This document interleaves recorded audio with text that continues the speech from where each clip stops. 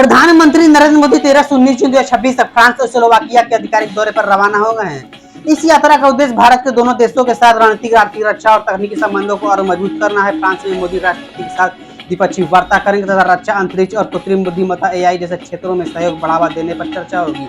इसके बाद वे स्लोवाकिया का दौरा करेंगे, जहां व्यापार, निवेश, यूरोपीय साझेदारी को लेकर अहम बैठकें आयोजित होंगी।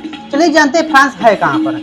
देखिए, फ्रांस मुख्य रूप से पश्चिम यूरोप में स्थित एक बेहद खूबसूरत ऐतिहासिक देश है। यह यूरोप महाद्वीप का हिस्सा है। फ्रांस की सीमाएं कई महत्वपूर्ण देशों से मिलती हैं।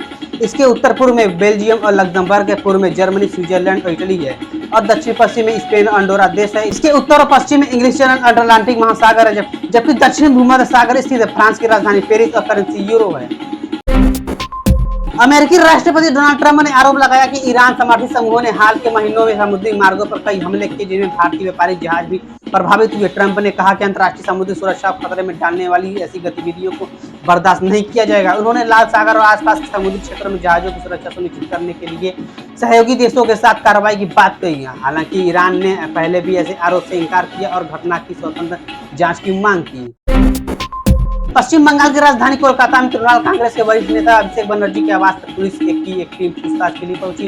बताया जा रहा है कि पुलिस कुछ मामलों में जानकारी जुटाने और आवश्यक दस्तावेजों की जांच के लिए वहां गई थी। इस घटनाक्रम के बाद राज्य की राजनीति में हलचल बढ़ गई है। तृणमूल कांग्रेस ने इसे राजनीतिक दबाव की कार्रवाई बताया।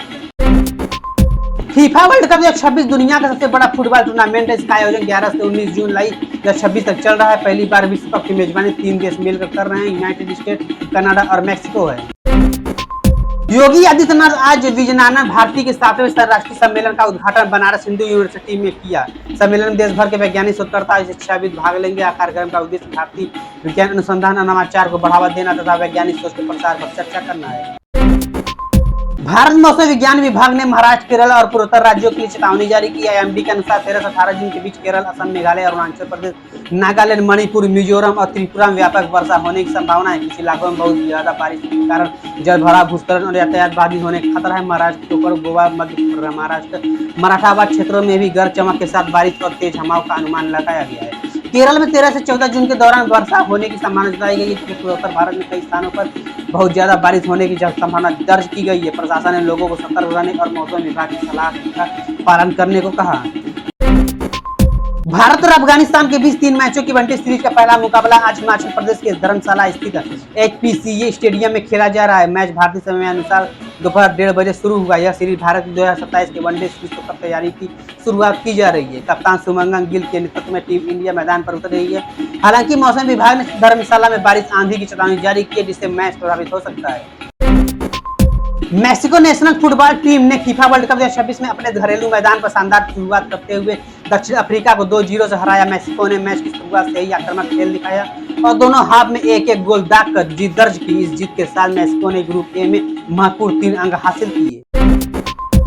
मौसम विभाग के अनुसार दक्षिण पश्चिम मानसून की रफ्तार फिलहाल धीमी है, लेकिन इसके 17 से 18 जून के आसपास मध्य प्रदेश में प्रवेश करने की संभावना जताई जा रही है। विशेषज्ञों का कहना है कि इस बार मानसून महाराष्ट्र की ओर से आगे बढ़ते हुए इंदौर और मालवा क्षेत्र से नए मार्ग से प्रवेश कर सकता है। प्रदेश में भी मानसून गतिविधियों पहले से ही जारी है। कई जिलों में बारिश हो रही है।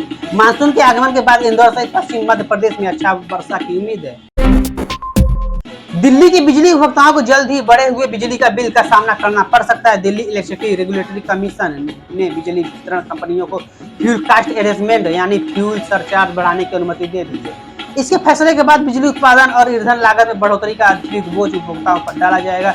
अधिकारियों के अनुसार यह कदम बिजली कंपनियों की बढ़ी हुई लागत की भरपाई के लिए उठाया गया है। नई दरें लागू होने के बाद घरेलू, व्यावसायिक और औद्योगिक उपभोक्ताओं के लिए बिजली के बिल में वृद्धि देखने को मिल सकती है।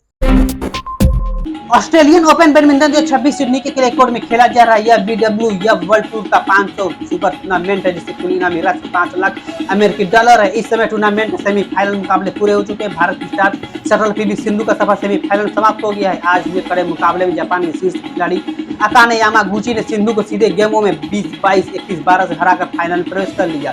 भारत की 17 वर्षीय भर्ती हुई खिलाड़ी तन्वी शर्मा ने इस टूर्नामेंट में शानदार प्रदर्शन किया, लेकिन कल क्वार्टर फाइनल में उन्हें भी अकाने यामागुची से 21-14 से हार का सामना करना पड़ा। वहीं दूसरी सेमीफाइनल थाईलैंड की पोर्नवापी चोचू वोंग ने जापान की नोजोमी ओकुहारा को हराकर फाइनल का टिकट पक्का कर लिया। फीफा विश्व कप 2026 में मेजबान यूनाइटेड स्टेट्स ने पराग्वे को 4-1 से हराकर टूर्नामेंट की पहली बड़ी जीत दर्ज की।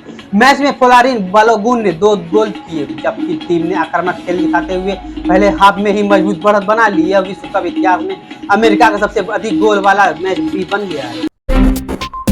एलन मस्क दुनिया के पहले $1 ट्रिलियन से अधिक संपत्ति वाले व्यक्ति बन गए। यह उपलब्धि मुख्य रूप से स्पेसएक्स के ऐतिहासिक आईपीओ के बाद मिली, जिसके चलते कंपनी का मूल्यांकन $2 ट्रिलियन से ऊपर पहुंच गया। मस्क की कुल संपत्ति $1 ट्रिलियन के पार चली गई है। अगर ये वीडियो अच्छी लगे तो हमारे चैनल को सब्सक्राइब करना, वीडियो शेयर करना बिल्कुल भी ना भूलें।